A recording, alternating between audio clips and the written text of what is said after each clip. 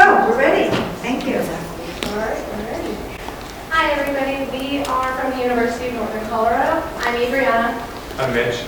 I'm Jamie. I'm Lauren. And we are here to talk to you about hopeful housing, solutions for refugee resettlement, the housing crisis in Denver, Colorado.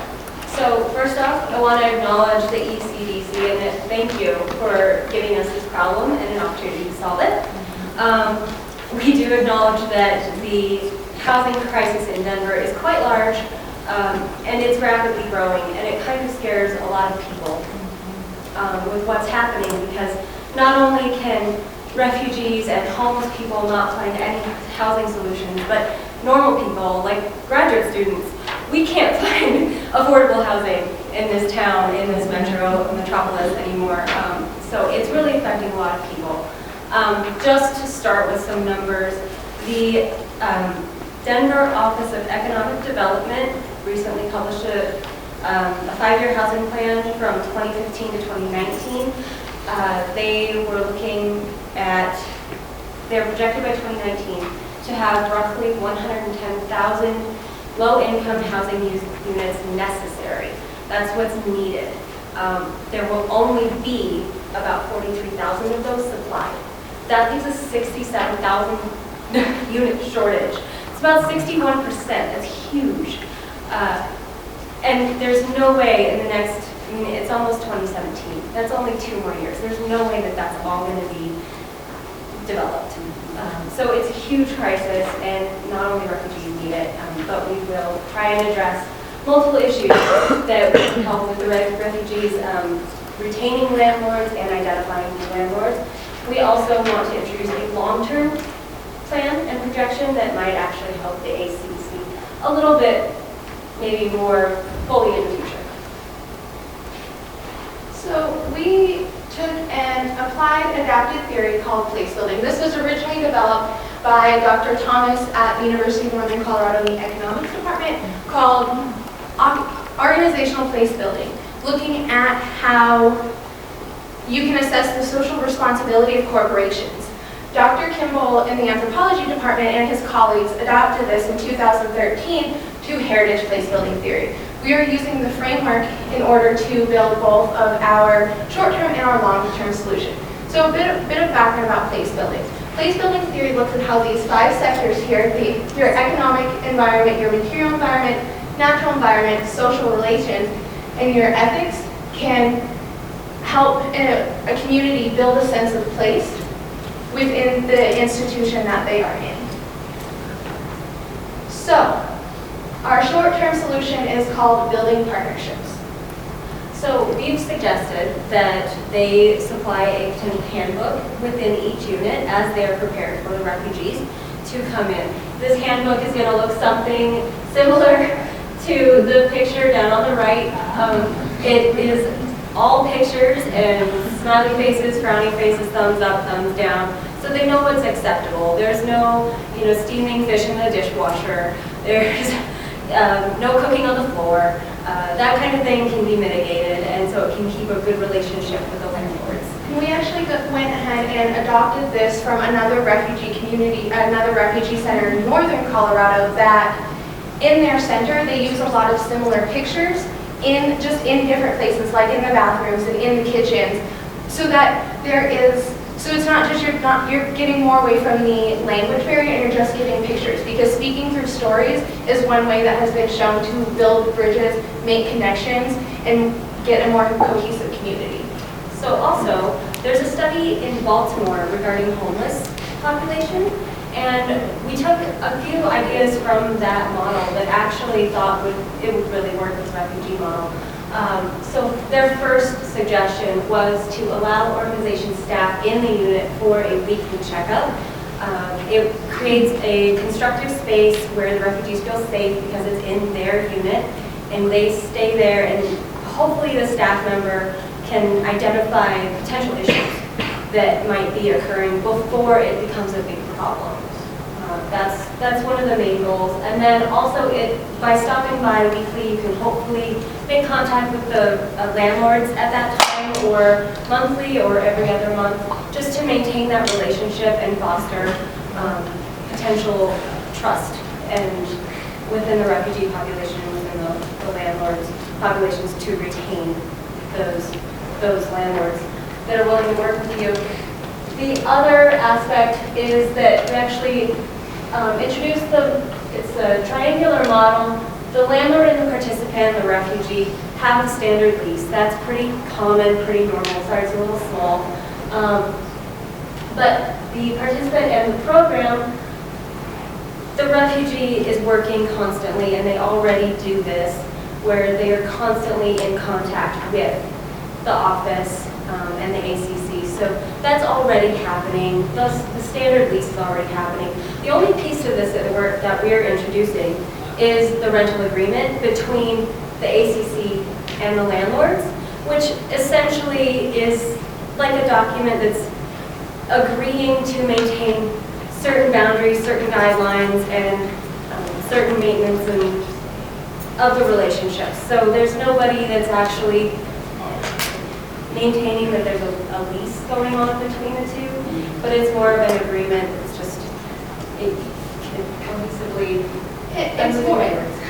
It's really designed to provide an extra space. So you have this participant and landlord agreement, and then you have the program landlord agreement that's going to come and say, you're willing to rent to us again. So you have a more secure space that you're not constantly cold calling, hey, your space is open. You know this is a landlord who's willing to work with you if they have spaces open. Now, that's not to say that they will keep spaces open for you, because obviously they need to maintain their own sense of security, but it's a good way to say, hey, if there's something available, we can be one of your first calls. Going off of that, kind of like Jamie already talked about, is the participant program. We talked a little bit about what a model for this could look like, which is potentially going ahead and allowing for the staff from the ECDC or any volunteers, maybe the Friends First, to come in and make sure that things are running smoothly. And then going over those general, are there any questions, anything we can help you with? What can we do to make this stay easier for you? Is there any extra things that we haven't provided yet that you may need? We thought that having this set up as like a weekly or bi-weekly between staff and refugee will help continue to build that community without putting too much stress on the landlord, but then they will always have that option to come in once a month or every 2 months, just so they have that in the head, like a safe state of mind that, okay, I know that my property is secure. And we feel like the more that this happens, the more that these landlords will just say, yeah, continue to use us. We know that you have these partnerships. We know people are going to be checking out. We know that these refugees have other means of contacting people coming in to make sure that everything is going well. So the short term also addresses what most of the ACC is also doing currently, which the place building theory addresses the economic aspect, which the ACC is addressing on a very thin level at the moment, and the social aspects as well, where they're providing a center for everybody to come together. What we're proposing in the long term is actually another model. We're proposing a living and learning community. What it is based off of is tiny homes. Now, we're not telling you that you need to go in and build a tiny home village, although it would probably be super awesome. But we know that we don't always have the funds for that. So we're proposing to take that model. What Tiny Homes has done is Tiny Homes has went in and created a bunch of different communities. There are communities in California, and one is starting in Texas, Oklahoma, Washington, multiple places in Oregon, and they've actually reduced chronic homelessness in some areas by 70%. We thought that what this model does, Tiny Homes is there to act as a transitional home. It gives you a few years in a space that you can call your own. It gives you, the ECDC talked to us a lot about how there were issues finding housing because you don't have work history, you don't have a secure address, you don't have a social security number. Having a tiny homes model or a transitional home, in a sense, will give you that, it'll give you food and housing and bathrooms and mailing addresses and time to get your work history together and your employment history, and just even build up your renter's status. Because these are designed where people will come in. There are a set of boundaries where you can't, like no drugs, alcohol, violence on the premises. You have to be willing to do a certain amount of volunteer hours per week to maintain the community within itself, and then additionally you can do extra work for income. The rent is a lot cheaper, so that would kind of mitigate the issue with the economics and maybe give refugees the ability to build a little bit of a comfort, a safe zone, so they could get a car to get back and forth to work, and then transition into apartments when they have savings, and it's not just here's the amount that we can provide you as an organization and we'll try to work best as forth. They can build something for themselves. It's also designed to build community, and that seems like something that the community center is really looking for. Is they mentioned moving away from these refugee communities that are being built themselves. So we propose building a community for refugees within other communities. A lot of the tiny home villages are right next to business districts or single home communities that will allow for a constant bridge. The Dignity Village is a great model if it's something you're really interested in. Dignity Village was set up as a community space, so everybody has their own home, but the bathrooms, the kitchen, and the living, or like your general living spaces, people with refugees the opportunity to learn some of the skills like cooking skills, or the difference in the culture of how bathrooms are used, or how kitchens are used, without just putting them right into a situation they might not be familiar with. It provides a lot of public interaction because you're in the middle. It's not just like a village off by itself. It's in the middle of another community. The institutions themselves, like the cultural institutions or the rec centers, is open to the public. It's not just for the village. So other people are coming in and using them, and that's how a lot of these other villages have been able to sustain themselves. The best part about this is that it is designed to become self-sustaining. So yes, it is hard to start up. We can't deny that. There are some costs that go into it, but most of the other villages, they've had land donated by the state. They get a lot of donations, a lot of grant funding to start up. And then the way that the refugees and the population within the community would work together would end up making it self-sustaining. And it also allows for capital building, which goes back to just public interaction.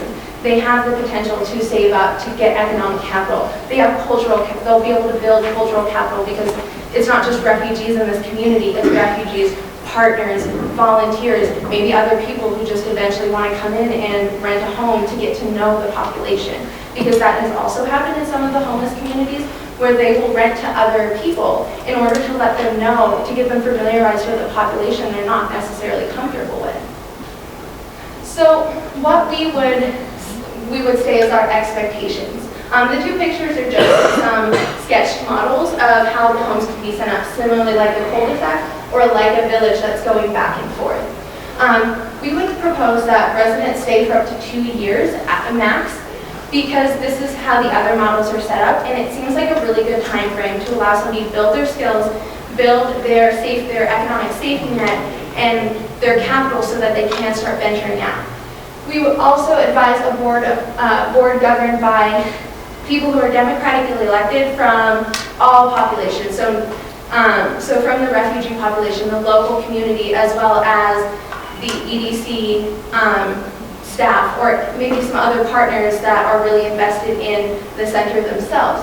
That will allow for everybody to have some input and hopefully get us away from just creating a refugee community or creating just a local community or a higher income community, and start to allow everybody to integrate together. We advise monthly rent. That has been a good way that the tiny homes models have helped to sustain themselves, as well as holding accountability on the people who are in the village. And it also gives them motivation. They now have a job, they can pay their rent, they're doing things for themselves. We also advise a minimum of 10 hours a week for village upkeep. This is a pretty common standard, and it will allow, hopefully, refugees to build additional skills that they may not have, practice skills that they are already seeing, because we know there is a common misperception that when refugees come to the United States that they don't have skills. In fact, I I would say every refugee that I have ever interacted with has a very specific set of skills that is crazy. I met somebody who does woodworking and has actually been hired because they showed pictures of woodworking they have done in their country. I met another refugee who does blacksmithing and he makes nutcrackers and all these things by hand. So there's and people who are seamstress and things like all these skills that are really valuable even in our community, we just don't recognize that they have. Just to throw in also that this doesn't necessarily, like we said, the tiny homes is just an example, it's just a model. For instance, I contacted Habitat for Humanity in Denver, which is very similar in the housing crisis. They're trying to build houses for low-income families, and we were just curious as to how they got their land, how they acquired their land. And a lot of it is through donation, a lot of it is through foreclosures, and due to the fact that they're a 501c3 nonprofit, similar to the AACS. And we could incorporate this. One of Habitat for Humanity's most recent projects was actually redeveloping the school into an apartment complex. So it can be anything. It doesn't have to be necessarily a tiny homes village, but we can broaden the horizon and really make it compatible with almost anything you could find that would work for the organization. So the second aspect of the problem that we're faced with is where are these places going to go? So at first, the ECDC presented us with a 50-mile radius of where we could potentially put these places. And at first, it seems really big and like we can accomplish so much. But then as further investigation showed that through RTD, so they wanted within 2 bus transfers, that would minimize the scope. And then we also looked at like crime rates. So here's an example of just within the Denver area, if we would like to stay within there. This is a crime map shown over the last 6 months. So it looked like we made a little radius around the center to kind of show that this area is within the area of 2 bus transfers, and it is has less crime rates. Whereas in the heart of Denver, you can see there's obviously more problems. And then so we suggested that because Denver is such that small scope, we talked about maybe potentially implementing a satellite office more in the Adams County.